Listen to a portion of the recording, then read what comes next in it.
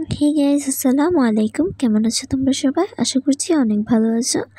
তো ওয়েলকাম তোমাদেরকে আমার রান্নাঘরে। আজকে আমি তোমাদেরকে এখানে কই মাছ আর কিছু পুঁটি মাছ দিয়ে একটা মাছের ভুনা রেসিপি করে দেখাবো। আশা করছি তোমাদের ভিডিওটি ভালো লাগবে। তো প্রথমে এখানে আমি মাছগুলোকে ভালো করে ধুয়ে নিয়েছি। আর তার থেকে বড় কথা, আমি আজকে এই ভুনাটা হাতে মেখে করব, সেজন্য এটা একটু স্পেশাল হয়ে যাবে। তো মাছটা তো আমি ধুয়ে নিয়েছি। এখন এখানে আমি মাছগুলোতে মশলা দিয়ে দিব। তো তার জন্য আমি এখানে নিয়েছি 1 চা চামচ মরিচের গুঁড়া, লাল মরিচের গুঁড়ো দিয়ে দিব, 1/2 চা চামচ হলুদের গুঁড়ো, আর তার সাথে দিয়ে দিব 1 চা চামচ ধনিয়ার গুঁড়ো।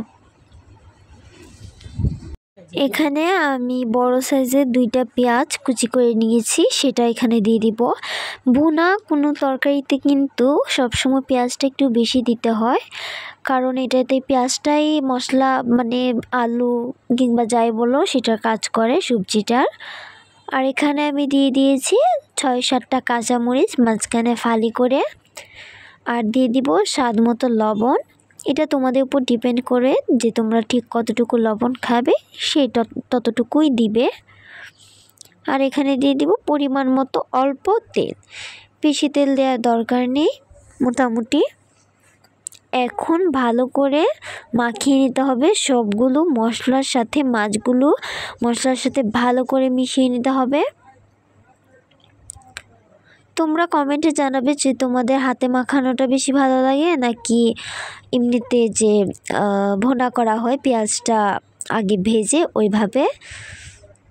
এখানে আমার মাখানো প্রায় ডান।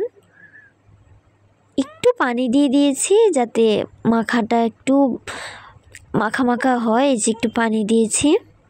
গিয়েছে আমার মাখানো। এখন সরাসরি চুলায় চলে যাব। চুলায় এই কড়াইটা বসিয়ে দিয়েছি।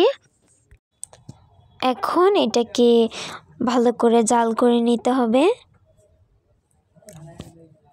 এখানে পানি আর এখন দেওয়া যাবে না, একটু মশলাটা কষাতে হবে, তারপর পানি দিয়ে দিব।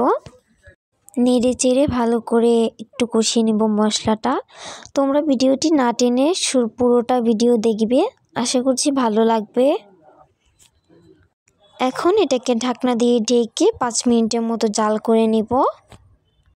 4-5 মিনিট হয়ে গেছে। এখন আমি ঢাকনাটা খুলে একটু নেড়ে দিব যাতে লেগে না যায়। আর দেখো মশলাটা কিন্তু অনেকটাই কষে এসেছে। এই যে এখন আমি আবার একটু ঢেকে দিয়েছি কিছুক্ষণের জন্য, 2-3 মিনিটের জন্য। চলে এসেছে 2 মিনিট পর। এখন ঢাকনা খুলে এখানে আমি পানি দিয়ে দিব, এটাও পরিমাণ করে দিতে হবে। এখন অল্প নেড়ে ঢাকনা দিয়ে দিলেই হয়ে যাবে। কিছুক্ষণ পর নামিয়ে নিব, তাহলেই তৈরি হয়ে যাবে আমার মজাদার স্বাদের হাতে মাখানো মাছের ভুনা। তো এই তো আমি এখন সার্ভ করে নিয়েছি। কেমন লাগলো তোমাদের ভিডিওটি? আশা করছি ভালো লেগেছে। ভালো লাগলে like, comment, share and subscribe করে পাশে থাকবে। খোদা হাফেজ।